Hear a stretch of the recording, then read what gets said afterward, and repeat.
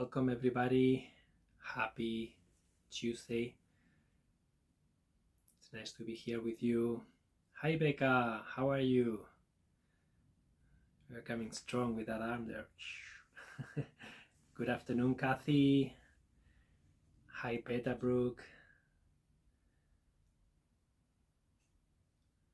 Yeah, how are you guys doing today?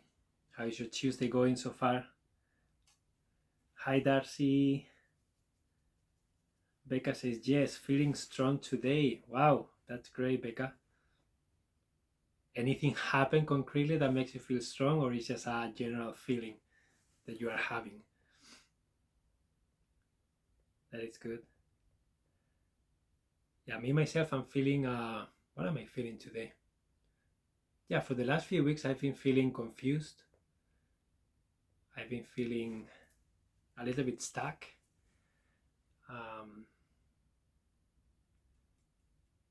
I've been feeling accepting all of that more and more. So that is a good thing.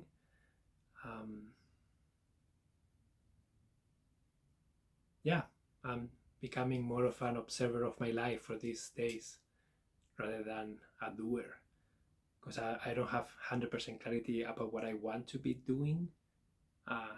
So I just keep doing what feels good. Yeah, so thank you all for being here. Today we're going to be talking about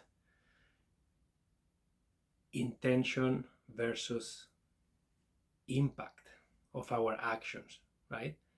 It's a very powerful topic that I want to bring into the space. And this can apply to pretty much any area of your life, but it will have a huge impact in relationships mostly, right? Becca says mentally and emotionally healing here. Thank you for sharing your perspectives. You are teaching us with that. You're welcome, Becca. Yeah, like before starting this live, I was thinking like, should I take a break from doing live sessions? Yeah, that feels good. It's like, no, but why would you do that?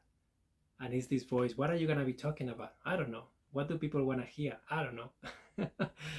So a lot of that. Yeah, and sometimes we just have to accept what is, right? And that is what is for me right now. Yeah, so intention versus impact is something that I want to have a conversation around today. Your self-care is important, Emilio. Yeah, absolutely, Becca. Uh, yeah, so what comes to mind for you guys when you think about intention versus impact? What comes to mind? Uh, does any specific example in your life like kind of pops up for you? And I have a couple of very clear kind of set to stone examples that I can share. Yeah, hi Lorette, welcome.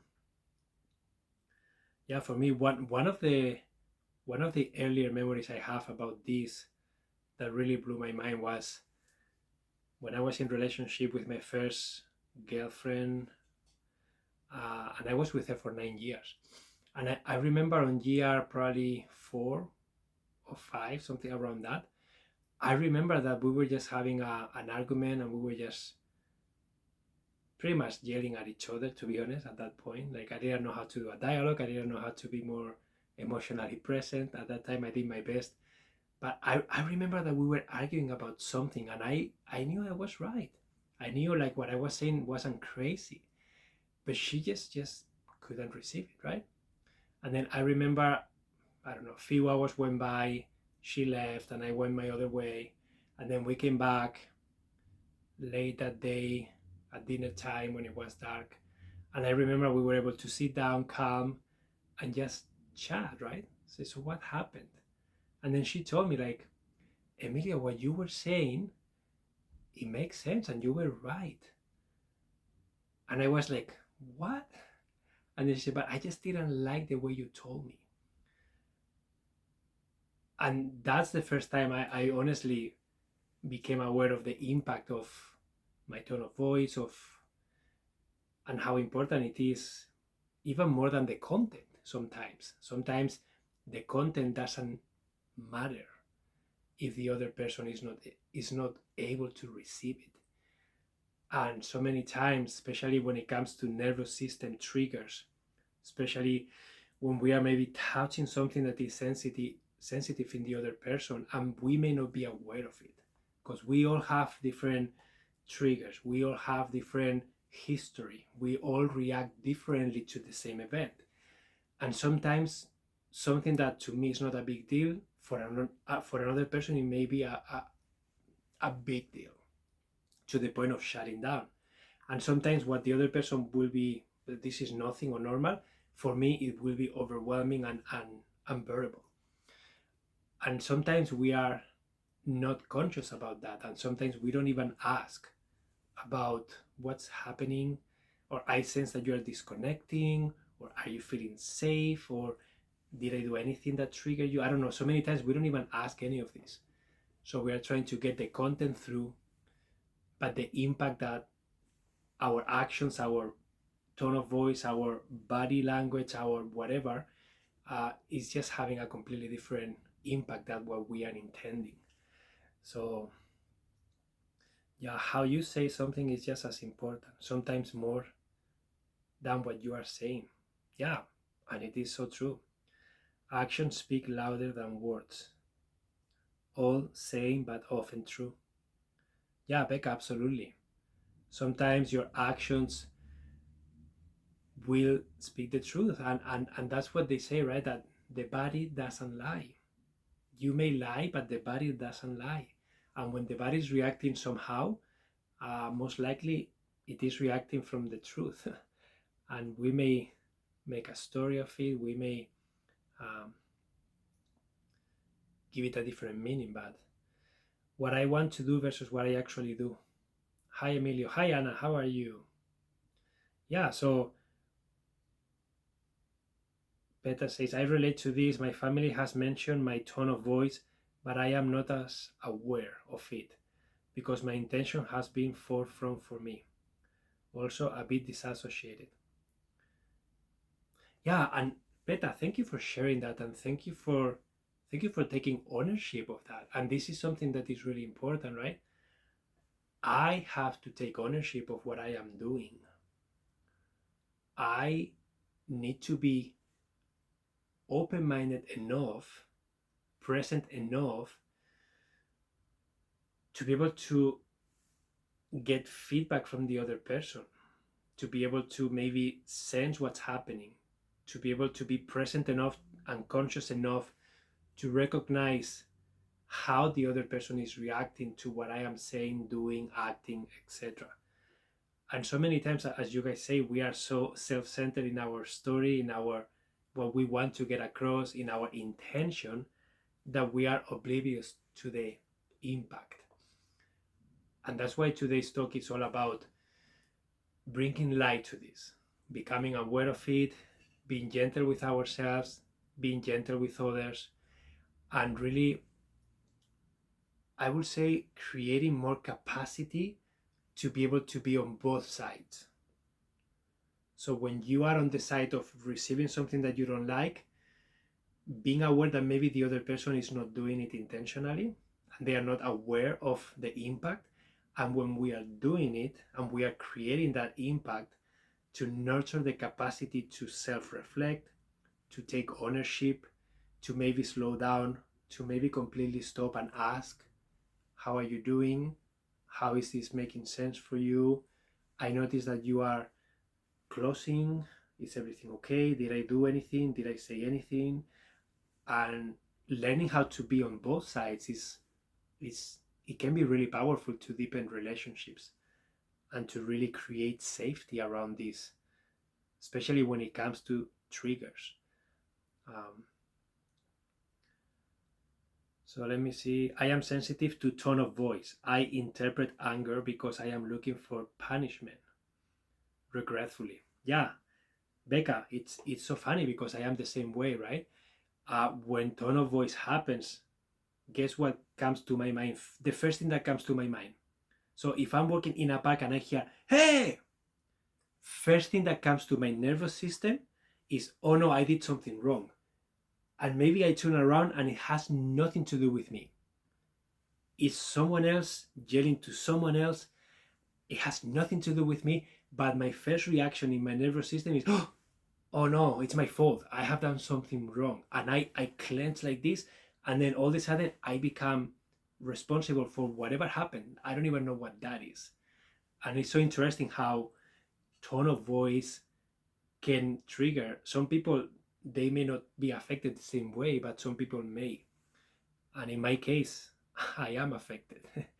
It's intimidating sometimes, um, even if the other person doesn't mean to communicate the way I perceive it.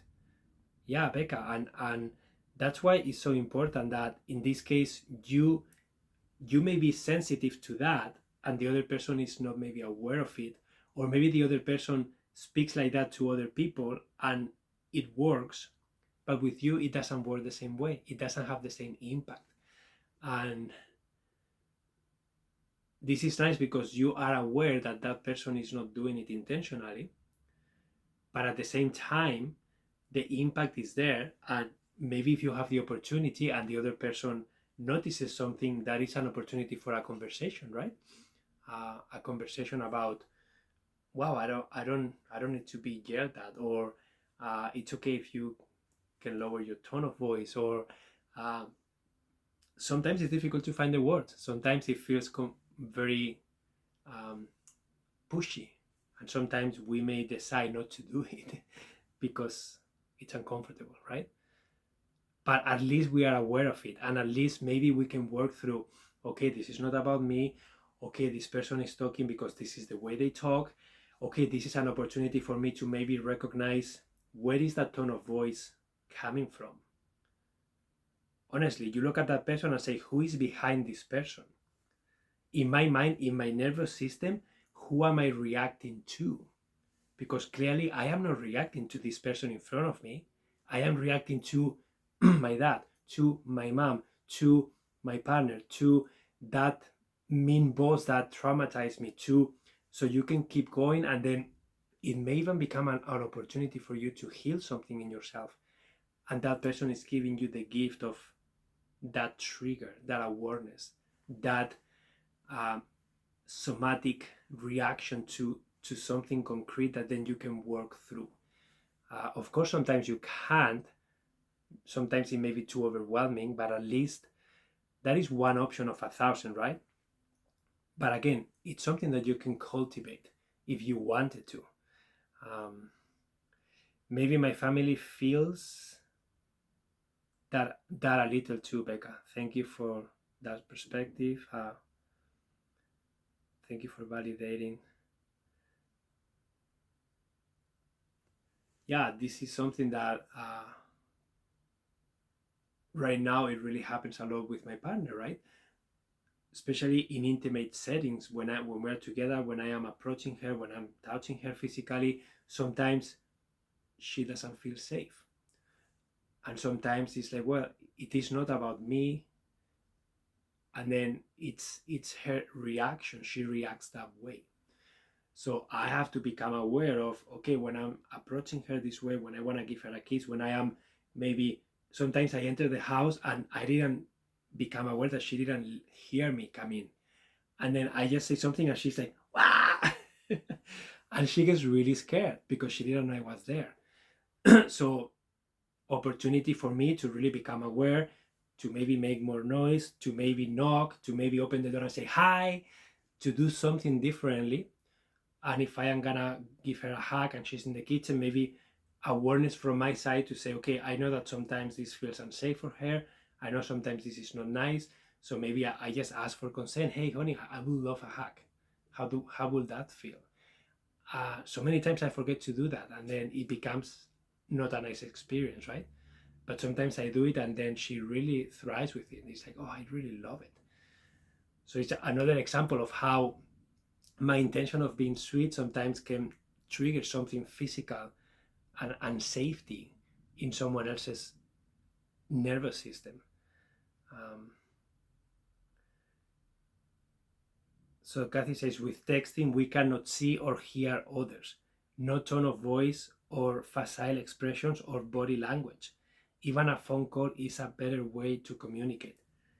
Yeah, Kathy, that is so wonderful. And honestly, so many times I have used a written letter, especially when I try to communicate really difficult and emotional, challenging topics.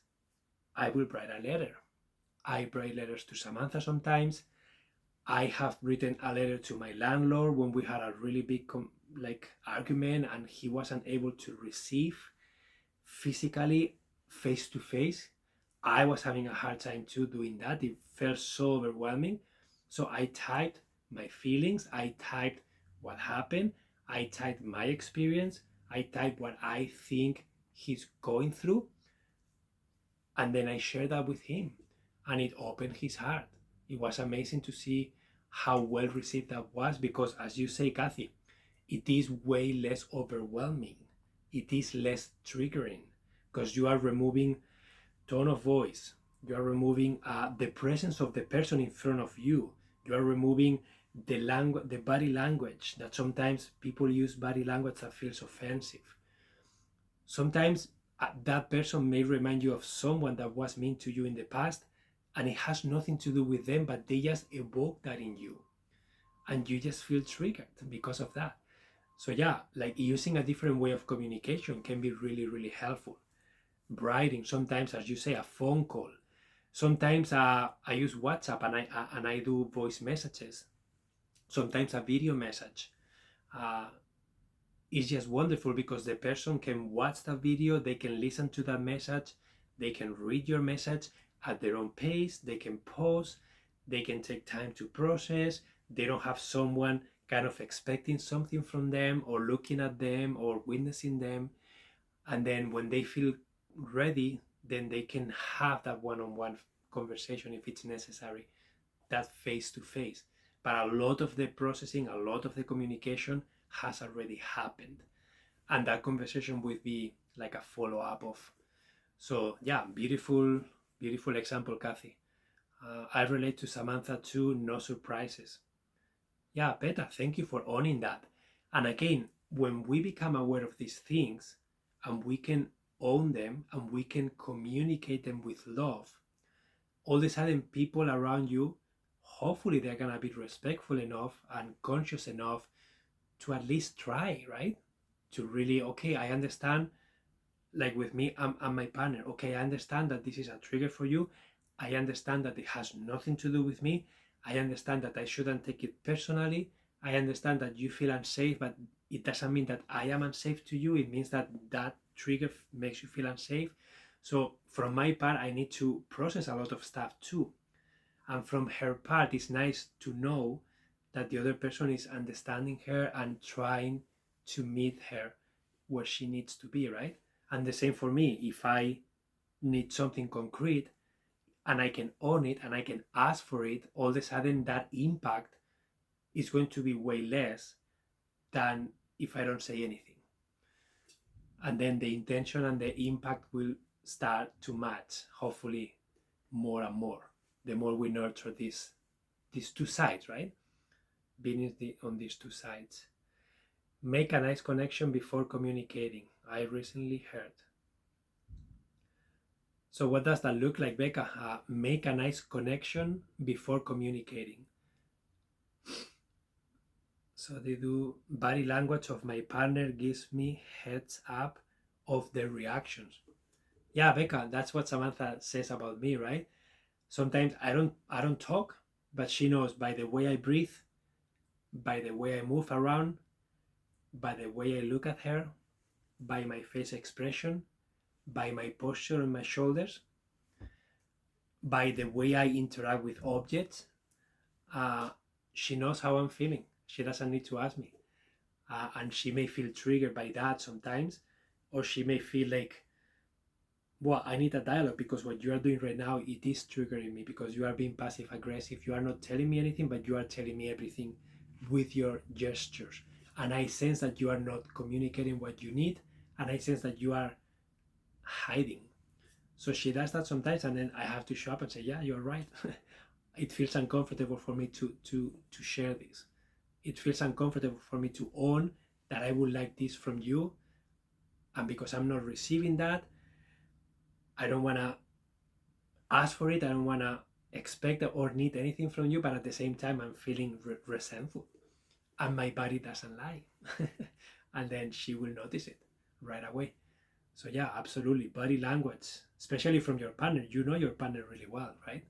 You spend a lot of time with him or her, so you kind of know what's going on. Make nice connection. First, it's similar to Imago. Ask for the partner's willingness, respect them with some love before having a talk with the partner. Be on good terms first, or else receive harshness.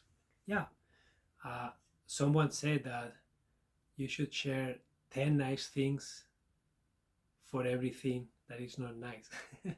uh, yeah, like that's why in my life I try to integrate, and Samantha tried too. Like every day we try to praise each other. We don't need a reason. Say, honey, I love the way you made breakfast this morning for me, or I love how nicely you are dressed today. You look beautiful. Or I don't know. I try to praise her for everything that she does, and then she tries to do that for me too.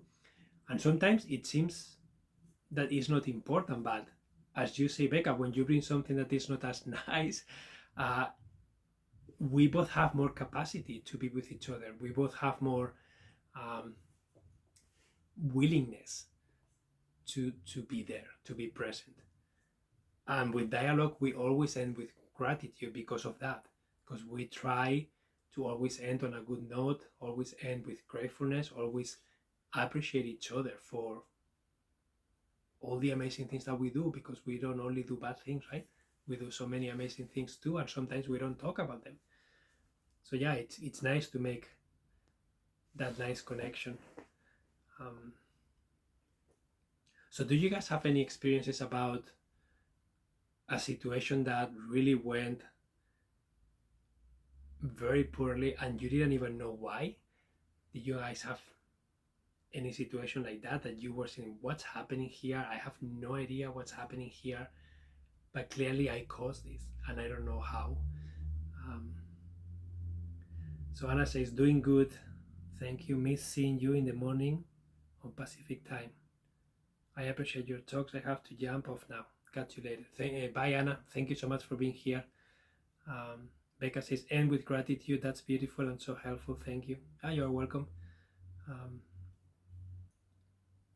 Yeah, you're welcome, Becca. Sometimes a gratitude part is the most difficult piece, especially when you are triggered, when you want to be angry, when you are just want to say. Sometimes Samantha will call a dialogue and I have a charge, and then just think about the scenario. Okay, so I have a charge, I want to share, I want to get my point across, and then she starts the dialogue. I need to validate everything that she's saying. I need to empathize with what she's saying. So I have to say, it makes sense that you feel this way. It makes sense that when I did that, you felt X, Y, and Z. It makes sense that, and then after, I have to say, I can imagine how, when I did that thing, you felt X, Y, and Z. I can imagine how having a partner that does this creates this in you. I can imagine how you blah, blah, blah. And then after that, I get to go. And after that, you have to be grateful, right? And sometimes you just don't want to be grateful. You just want to say what you are bothered about. And it's interesting to see how your mind resists. And we try to choose only what's bothering us. And I notice that in my mind, at least, it's very extreme.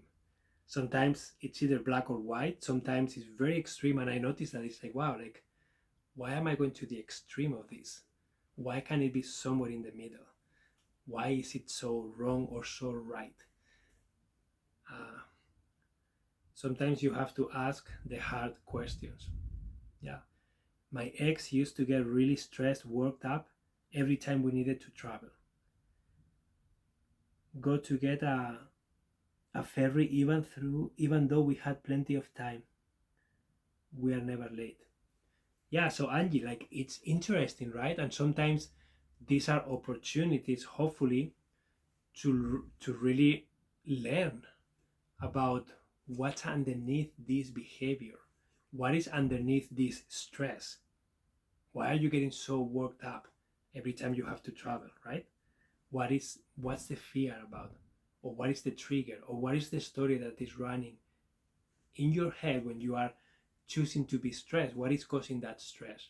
And again, there has to be willingness to look at these things. There has to be awareness. And sometimes you cannot do this in the moment when you are being stressed. Sometimes when someone does something to you and you are being impacted in that present moment, sometimes it's so difficult to cultivate that presence and consciousness that you need to get out of it, to look at it, to become the observer, because you are triggered. So that's why sometimes it just takes some time. You are triggered, you go through the experience, and then you start self-regulating. Hopefully you find something to do that will help you slow down, breathe deeply, calm down, and then you gain some separation, some space, some safety, and then from that place you can then reflect. So what happened there? Why did I get so worked out? And then that reflection piece is an executive functioning skill. It's metacognition, right? It's your ability to see yourself acting, behaving, your ability to go back and reflect, your ability to be open to doing that. So it's a very powerful skill to have, to nurture, but always with compassion, because so many times we won't be able to tap into that when our body is feeling physically triggered. That's why the first step is, when it goes to the body and the body is reacting, the first thing that you need to treat is the body, right? Somatic. You have to breathe, you have to like do an exercise, maybe gain some distance, maybe silence, maybe some tapping, maybe like movement, or maybe quietness. And then once you feel calm and you re-enter that emotional self-regulation state of, okay, I'm taking care of myself now, then you can try and tap into that observer's point of view. Yeah, sometimes the hardest part is when growing up as a child with a very critical parent, to really listen and not feel shame or defensive. Yeah, that's why the gratitude part is absolutely necessary. Yeah, Amy, thank you for bringing that.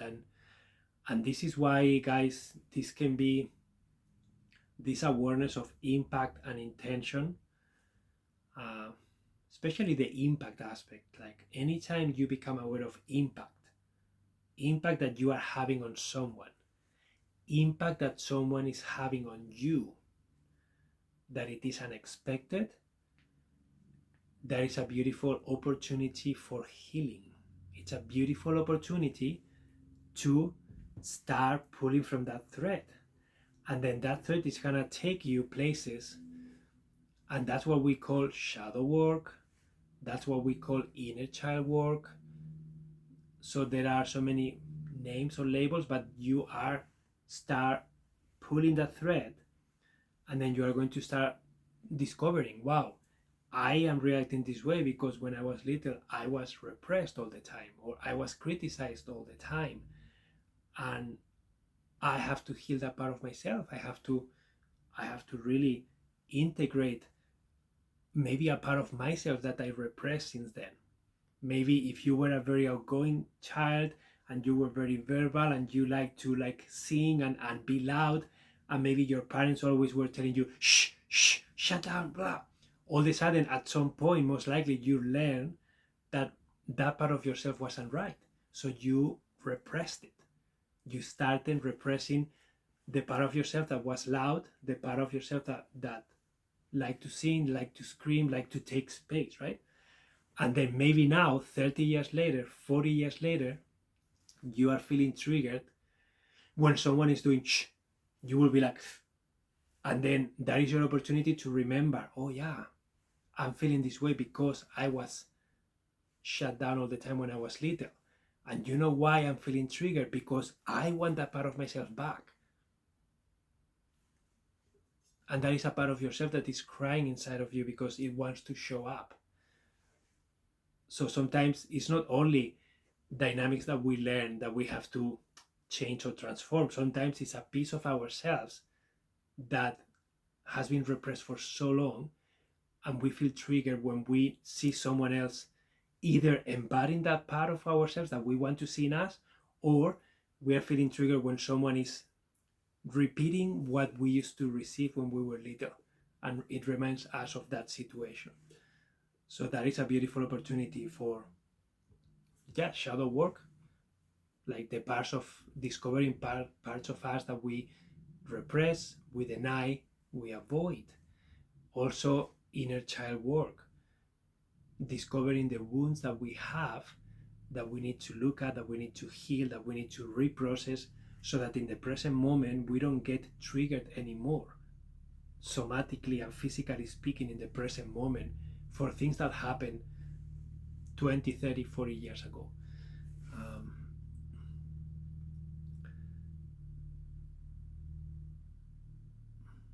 How does a woman tell a man that she notices he's reacting from fear?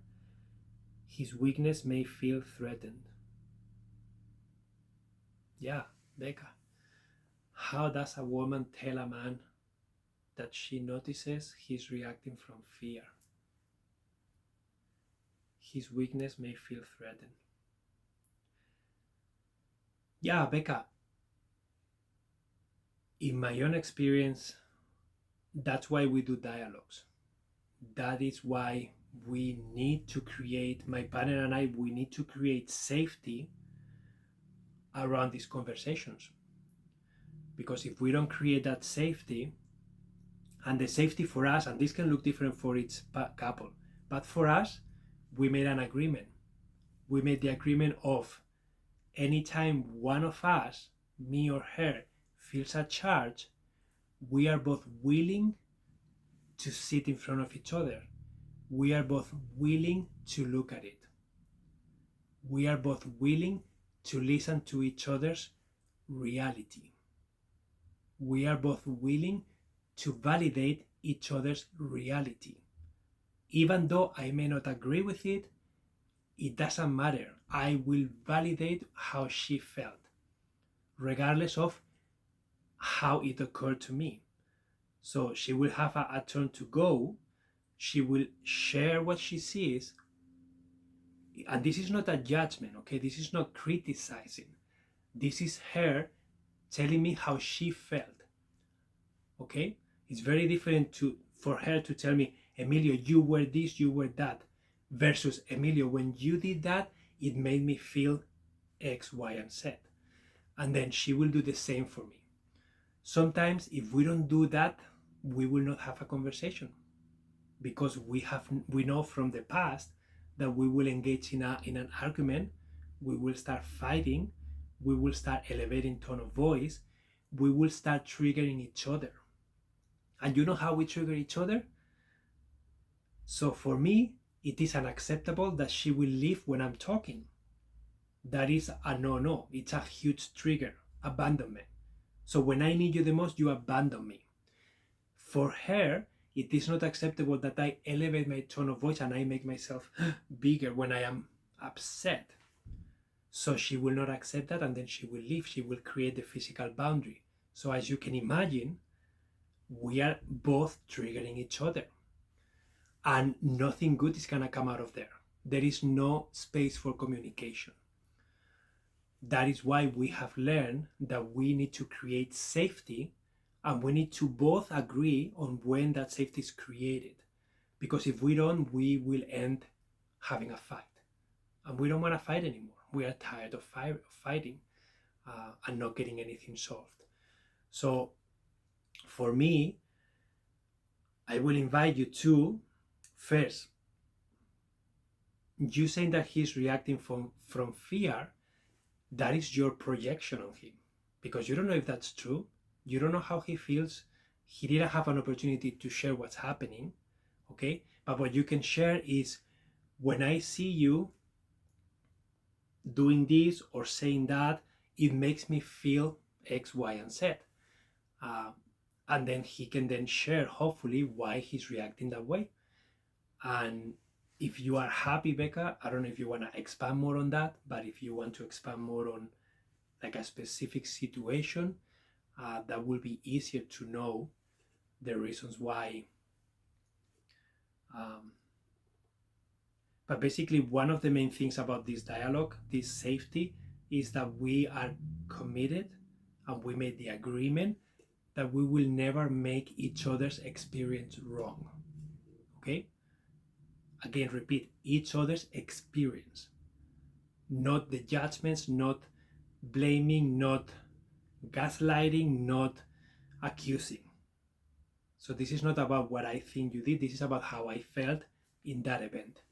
And that is my reality. That is how this occurred in my body, in my nervous system. And these are the feelings that I felt when this happened. That is very different than accusing someone of something. So is this making sense? I don't know. I just want to check in.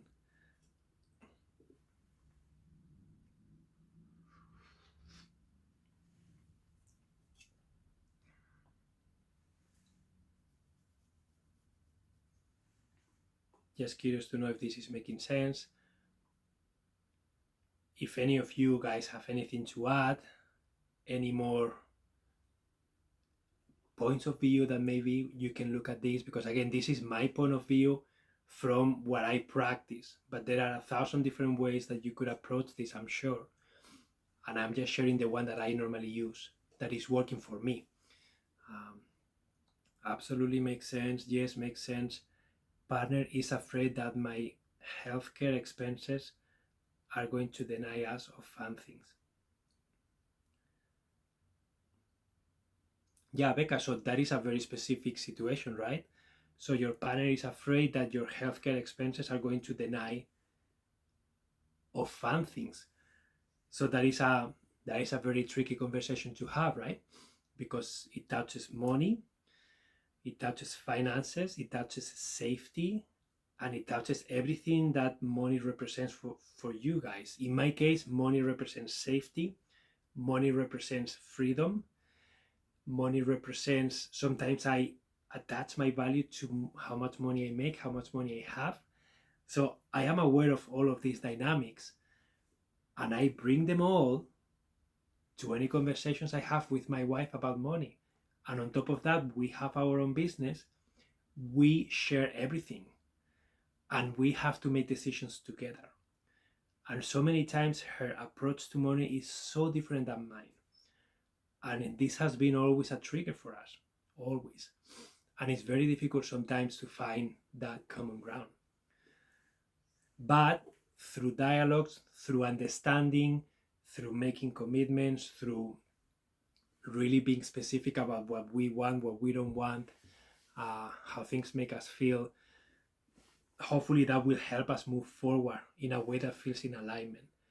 And sometimes you may do this dialogue and you won't find a conclusion to this. You won't find a complete resolution to this. But at least you are being seen, you are being validated, because what happens here, Becca, is that everything that has an impact on us, emotionally speaking, okay, affects the way we show up.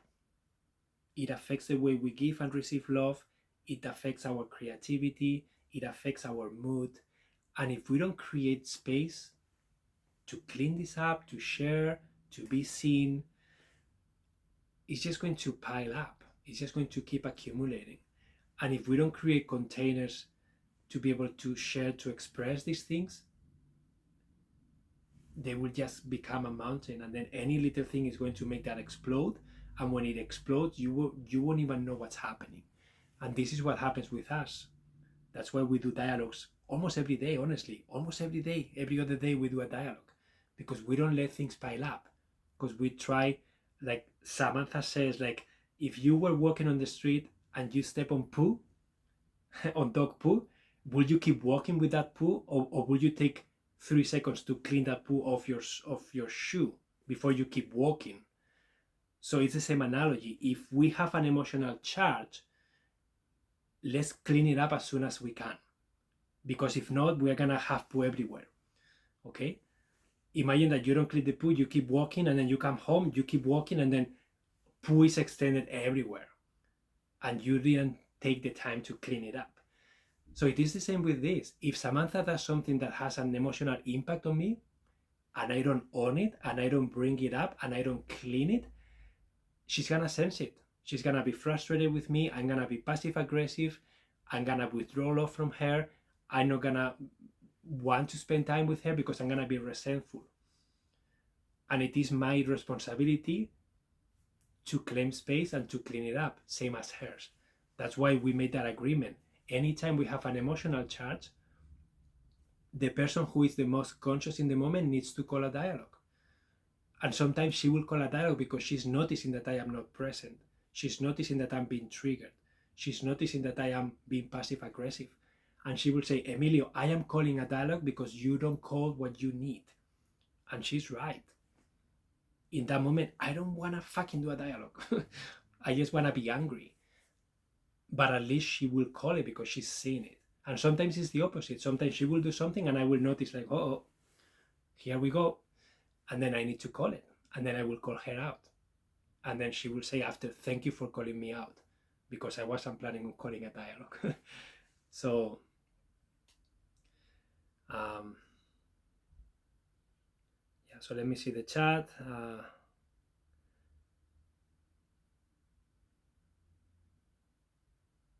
Yeah, so yes, making total sense. It worked for me, great explanation. So Amy says, do you always dialogue in Imago, or are you two beginning to integrate the format more intuitively as you communicate through problems throughout the day? So Amy, we still follow the dialogue because that is the safety that we need. And Samantha needs that safety, because what happens if we don't follow the dialogue, okay, what happens is that we interrupt, we start blaming, we start making each other's experience wrong. We don't empathize, and then we won't do gratitude at the end, and then it has to be clear. So if we are, especially when we are triggered, if we don't have structure to follow when we are triggered, we are going to start fighting with each other. That's why we need to, okay, we're coming to the, okay, so we are triggered, okay, we are entering the dialogue. So we decide when we need a dialogue. When are we gonna do this? And when we say a dialogue, we say we're gonna create that container. We're gonna sit in front of each other and we are going to talk about this right now. And it has to be a good moment for both of us. And we follow the same. Who starts? I start. So I will share, and she's not to interrupt, she's not to share anything, she's not to ask any questions. She's to validate me and empathize with me and my reality. And then she will go and I will do the same. And then we will end with gratitude. I know it sounds difficult, but that is the work. You have to be okay doing this. You have to be okay validating something that is triggering you. You have to be okay being patient. You have to be okay not interrupting. And you have to be okay seeing the reality from their point of view, not from yours only. So yeah, it's very tricky, but with practice, it is very powerful and very healing, especially when you guys are very triggered. Okay, very triggered. So yes, makes the so healthcare expenses versus spending on fun things in retirement. Okay. Awesome question, Amy. I really like that poo metaphor. Yeah, it's very visual, and honestly, I think, how many of you will keep walking with poo in your shoes? How many of you? And how many of you will stop to clean it? No matter how busy you are, no matter what you are doing, will you stop to clean your poo? Yes or no? I will stop right away, and I will clean it as good as I can. That's what I will do. So then why wouldn't you do it with emotional poo? Because this is emotional poo, guys.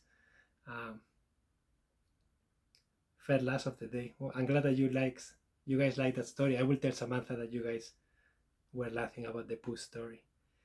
Yes, very validating. Thank you. The structure is beautiful in creating safety. Yeah, so Amy, so many times we just have conversations, okay? And we don't need to be in dialogue all the time, okay? So don't don't feel that we only use dialogue to speak with each other all the time. We talk, we share, we ask questions, we just chat like everybody else. But anytime we notice that one of us changes, one of us closes, one of us becomes resentful, and there is an emotional charge, and we notice that keep going with regular conversation starts separating us, and we feel that tension, we know that okay, safety, it is not safe to keep going this way. We need to look at this in safety, because if we don't, we are going to wound each other more. That's when we enter dialogue. And honestly, it's always so wonderful, it's always so healing. Samantha always gets so much connection from me, right? Because she gets my full attention, she gets me looking at her eyes, she gets me validating her, and sometimes it just turns her on, honestly, because you guys know that. And I want to share something funny after, if you guys want to. Something that happened yesterday about the impact. But yeah, it's so powerful. We'll clean it immediately. Yeah, Kathy, so you will stop and clean the poo, right? Amy says, my parents got divorced after 35 years. Matthew thanks me for not allowing 5 minutes of dysfunction. Honestly, I know we will not end in divorce if we maintain this. Yeah, Amy, so that's beautiful, right? That you don't allow more than 5 minutes of dysfunction. And yeah, just think about Amy, about that example, right? Such a beautiful commitment that you guys have with each other. We won't allow, our commitment is that we won't allow more than 5 minutes of dysfunction. And when we notice that, we will stop and we will do something else. Maybe you do a dialogue, maybe you separate for a little bit and come back. Maybe you, Samantha and I, we used to jump. We used to hold hands and we used to jump up and down together. And I can tell you that what was a fight before, it became between 10 seconds, honestly, 10 seconds of jumping, looking at each other's eyes and jumping up and down, we will end up smiling because it's so ridiculous, right? It's like, why are we jumping? We are so upset with each other and then we are jumping up and down. This doesn't make any sense. And it's such a somatic exercise. So I invite you to try something like that. Next time you are fighting with someone, say, can you please hold my hands 1 second? And then start jumping. And then see what happens. Just look at their body. I used to do this with my dad a lot. He was upset about something. He was like, blah, blah, blah. And I will just say, Daddy, I just love you. And I will just give him a hug. And he will be puzzled. He will be like, and then I will step back and then I will look at him. You want another hug? And then he will be like, leave me alone, but laughing. And he will receive that. And I will break the dynamic like that. So whatever way you use, it doesn't matter what it is as long as you can break that dynamic. And going back to you, Amy, that commitment that you guys have about not allowing for more than 5 minutes of dysfunction, argument, whatever that is, that puts you both in that awareness of, I am willing to do that. I am willing to be conscious enough. I am willing to stop when we see this happening. I am willing to know what's happening here. I am willing to do whatever you guys decide to do after. I am willing to honor that because you are more important than the dynamic, because our love is more important than this trauma that we may be facing at this moment. And you get to choose that. You get to take ownership of that. And that is beautiful.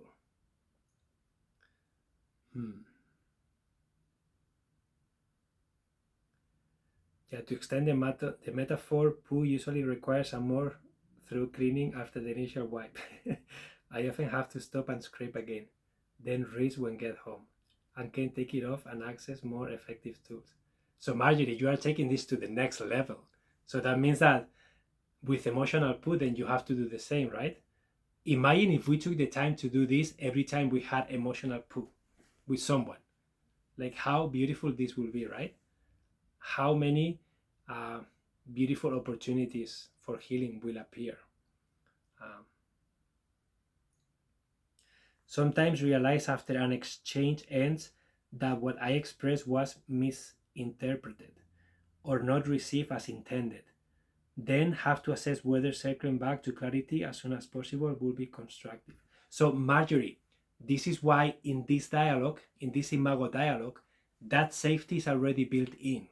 Because, for example, if it's my turn and I am saying something to Samantha, she has to validate me word by word. For example, I say, Samantha, when you went to bed last night and you didn't tell me good night or you didn't acknowledge me at all, and I didn't know where you were, it made me feel abandoned. It made me feel like you don't care about me. It made me feel lonely and sad. And I went to bed feeling that way. So if she starts repeating and I don't feel I am validated, because she will validate me and then she will ask, did I get it? Is there more? And then I will say, no, you didn't get me. And then she will go again. And then after that, when she asks me, did I get it? And I say yes, and then she says, is there more? And I say no, then she is going to empathize with me. She's going to say, I can imagine how having your partner not saying good night and not acknowledging you before going to bed can make you feel sad and lonely. I can imagine how having a partner that does that feels like they don't care about you. And then all of a sudden my nervous system does like, oh yeah, that feels really good. Thank you for seeing me. So you see the difference here? We are not making assumptions. We are clearly asking, did I get it? Is there anything else you need me to validate that I haven't? And then when we empathize, did I get it? Is there anything else you need me to empathize with that I haven't? And then it is my opportunity to own that. It is my opportunity to say, no, you got it. It's good. It feels good. I'm complete. And then she can keep going. So that's why so many times, if we don't do this structure and we don't follow the steps, this is what happens, Marjorie. So many times the other person doesn't get us, they keep going with another topic and we feel not seen, not validated, and it feels that our experience is wrong. It feels that our experience doesn't matter. And the other person doesn't receive the impact, doesn't understand what happened. So in future occasions, they won't be able to change because they don't know. On the other side, when you can validate clearly, when you can empathize clearly with the other person, and you are putting yourself in the other person's shoes, and you discover something that person, the impact that your actions had on that person, will you say that in the future you are going to repeat the same behavior, or will you say that you are going to learn to start doing something different because you are aware of the impact? And this is what comes out of these dialogues, right? Do you guys set time limits on Imago? We tried that, but it feels unresolved when we do. So Amy, we don't know. It depends, right? I mean, that's why doing consistent dialogues is really helpful, because we only take one or two things. We don't spend 3 hours doing a dialogue. We spend just enough time to get to the teeny greeny of what we are talking about. And that's why doing it often, it's better than letting it pile and then having a whole notebook full of stuff, right? So it's really helpful to be able to get it done between 20 and 40 minutes max. That's how normally long it takes for us to do a dialogue, between 15 minutes up to 40 minutes, an hour, depending on the depth of the content. Yeah, sorry, I missed most of this live today. Work meeting through. Hi, BD. Nice to have you here, BD.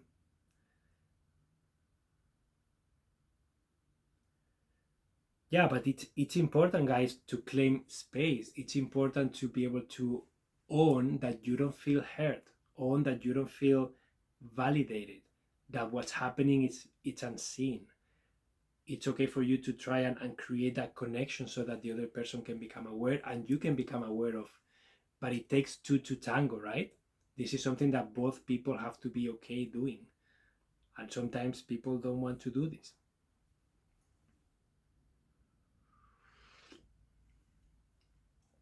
Becca says, Emilio, it seems Imago avoids elevated emotions and elevated tone of voice. True? Yeah, Becca, before entering the dialogue, it's important that you are self-regulated. And we have a lot of practice, so we normally enter that dialogue without needing to elevate voice or anything like that. But if you are feeling that your partner is elevated or your partner is seeing you elevated, then you can ask, what do you need to bring yourself down um, a little bit? I notice that you are stressed. Is there anything I can do to help you calm down? And sometimes it's, can you just breathe with me a few times? Or maybe it's not a good time to do the dialogue right now. But the dialogue, in our case, we always have to do it between 24 hours, because if not, you will avoid it. Oh no, I will do it tomorrow, next week, and then you will avoid. No, has to get done between 24 hours of when the person is calling the dialogue. Because if not, that thing is gonna get bigger and bigger and bigger.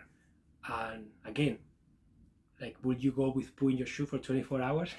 Most likely you will try to get it out of the way as soon as possible, right? So yeah, I mean that the tone may be missed. The context and explanation wasn't elaborated enough. The conversation got cut off, or I hadn't through enough fully unpack. So Marjorie, I think I'm missing some of the context here.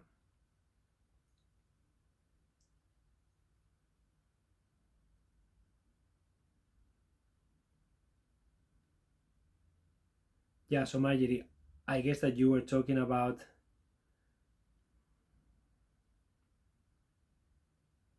the conversation got cut off, or I hadn't thought it through enough to fully unpack.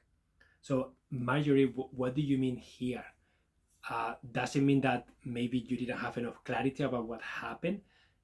Because this is something also that sometimes Samantha may call me up and say, Emilio, I noticed that you are triggered and I would like to call a dialogue. And then I may tell her, like, happy to do a dialogue, but I just need some time to process because I don't really know what's happening here. So I need time with myself. I need to go for a walk. I need to think about this. And then I will be able to do a dialogue after. And I will just own that. And this is a beautiful thing to own. Sometimes you don't have clarity about what's happening, and that's okay. And sometimes you can bring that to the dialogue. I don't know what's happening. Every time this happens, I feel this way, and I don't really know why. And maybe that is your reality right now. So again, you get to own what is true for you in the moment, and the other person is not to make that wrong because it is what it is. Um, so Amy says, sensitive question. Have you used Imago to address intimacy in the bedroom? Absolutely. Sexual abuse in my history influences a lot for me.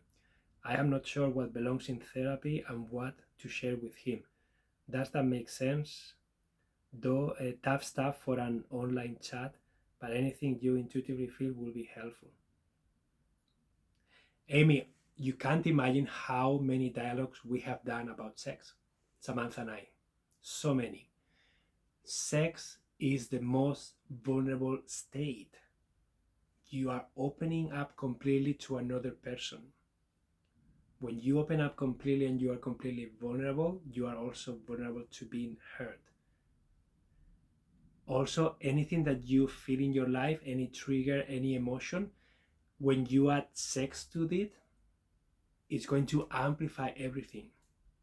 That's why sex can be so healing, but also you can get very hurt from sex too, because it's such a vulnerable state to be in. So absolutely, the dialogue is a beautiful, especially for that such a sensitive topic that women may receive criticism from sex really roughly, right? We identify so much with sex and our ability to be a good sexual partner, that when we feel criticized, we feel like basically you are cutting our dick off. And then we feel like we don't know what to do, we cannot lead, and then we feel demasculinized. But the truth is, if you create safety and you both are willing to look at what's happening, and you both are willing to step into each other's shoes and really validate what's happening in the other person's body, you can have lots of awareness, lots of healing, and hopefully different ways of moving forward than before. In my experience with my wife, we have done a lot of dialogues around sex. So many times we had encounters that they didn't go well at all. I don't even know what happened. And I felt so wounded. I felt so like, I am a piece of shit. I don't know how to do this. I'm not a good lover. She doesn't love me. All that story was running through my head. And then she was feeling the same way. And then we were able to go into a dialogue and then share what happened. And we were able to be vulnerable with the safety. And again, we entered the dialogue with a commitment of we are not making each other's experience wrong. We are sharing our experience. We are not criticizing, accusing. We are just sharing what happened to us. And then hopefully we always learn something from each other. We always learn, wow, I didn't know that you felt that way when I did this. I didn't know that you got triggered so fast when I tried to kiss your neck, and she doesn't even know why. So you get to learn a lot of things, and then from that place you then start creating different kind of safety. You start creating, and there is a lot of things that we can do in intimacy too that I have been learning over these past few months, right? There is the consent, the wheel of consent. It's a beautiful tool that you can use to create safety in intimate settings. There is the embodiment work. There is couples practices that you can do where you start with eye gazing and then you start approaching each other softly, and then you are constantly asking, how does this feel? What do you need? And then there are some exercises where you play with the polarity of male, like lead and follow dynamic, and then you can exchange and you can change. And that kind of what you also do in the 3-minute game from the Wheel of Consent. It's another game that is beautiful. And Samantha and I, we are integrating all these tools, and it's helping a lot to open up in intimacy, to keep healing things that before were blocking us, to be able to be with each other in that intimate setting. So yeah, absolutely, it's a wonderful question. Imago Dialogue is a wonderful way of approaching this, but there are other tools that you could explore, and I'm happy to share more about them. If you want, just reach out. I'm happy to share the name of them. I'm happy to share some of the things that we are doing, because maybe it's helpful for others. I don't know. Sometimes need to revisit a conversation to amend what came across after thinking through further and can try to clarify. Yeah, Marjorie, absolutely. Sometimes we just need time to clarify, time with ourselves to really understand what's happening, and that's okay. Oh my goodness, thank you for being so open. I feel like crying from relief. Amy, cry. Allow yourself to cry if you need to. That's okay. Sex is so scary. Intimacy is so scary. It touches such deep parts of ourselves. And so many times we don't even know how to go there. We don't have tools. No one taught us what to do in those moments. And we are always frustrated, scared. Like with my wife, sometimes I tell her, like, I feel like I don't even want to initiate this, because sometimes I don't even know what I'm doing. I feel like I'm stepping into like a landmine that anytime I'm gonna do a movement and it's going to explode on me, and I will have to go running away like Bunde, right? But we are making progress. We are making a lot of progress. So I'm happy about that. Yeah, thank you, Emily, for another great experience lesson. Thank you so much, Kathy. So happy that you guys are here. So thank you so much, guys, for being here. We could spend another hour talking about this. But yeah, today we talk about impact versus intention. And yeah, this took us to beautiful places. And intimacy is a topic that has been very relevant for me. I went to a workshop not long ago. I am in a school with a teacher called John Wyland, learning a lot about these things, and I'm actually implementing a lot of stuff with my wife. So maybe some talks about that topic can be helpful, because I'm happy to share some of the things that we are doing, because they are so healing, so wonderful, so beautiful, and it's very difficult to access. Very difficult to access them sometimes. So yeah. So guys, thank you so much for being here today. I really honor your presence, and I hope to see you on Thursday if you can make it. I have another live session, and that one is called Going from Surviving Mode to Thriving Mode. Hopefully, it's an inspiring one for you guys. Emilio, you are a source of inspiration like no other. Many thanks. Sending you a PayPal donation. Thank you so much, Becca. You said something about sharing something that happened yesterday. Okay, Janet, I can share that if you guys want. It's very funny. So I've been reading this book called Blue. I think the book is called Blue. It's from David Deida. Okay, and then he describes the polarities in sexuality, and then the ways that men get turned on and connected with their hearts, and the way women get turned on and connected with their hearts. And then woman, they get connected. You have to first crack them open emotionally with presence, with eye contact, with words, with like just energy, right? And then when they are open emotionally, then they will open up sexually.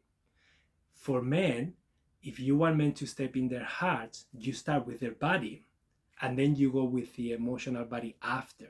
So basically, the book said, and it just made me laugh. When I was reading, it's like, if your partner were to just grab your balls, how will you feel? And I was reading that and I smiled because it's like, I will feel great. I will connect with my heart like that.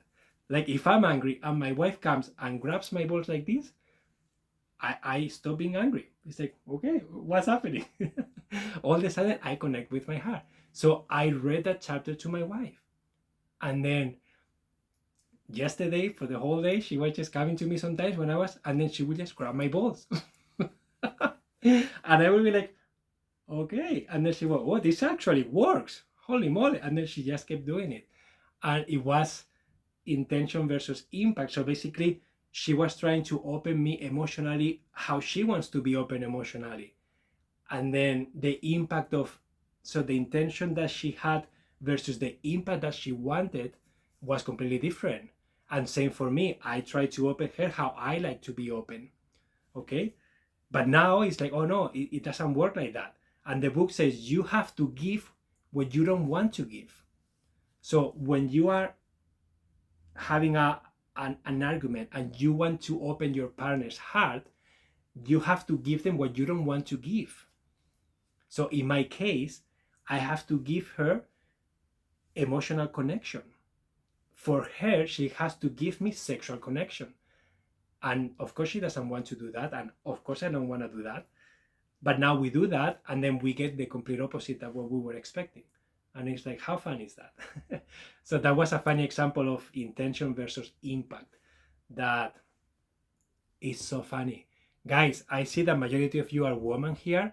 If you have a partner, just give it a try. Next time that you guys are arguing, just get close to him and just grab the balls and just look at his face and just see what happens. And maybe if you don't want to be so direct, do something bodily, do something with their body. Maybe you rub his shoulders, maybe you put your hand in his heart, maybe you rub his thighs, maybe you sit on his lap. Do something with the body first, and then see how much that opens him from the heart. And please share next time you see me. I would love to know. Okay? And if you are a man, just try that. Instead of touching, just become present, look at her eyes, and just praise her. Or maybe just, you look so beautiful today, honey. I just want to kiss you. Just do something like that, and then see how long it takes for your partner to open up. Okay? So it is on you now. You have to give it a try. Okay? Okay, guys, have a wonderful rest of your day, and hopefully some funny stories will come in the next session, or maybe in the circle, if you guys want to share. Okay? That is my homework for you. Compare the intention versus the impact in those specific two examples, and then see what happens. Okay, guys, adios.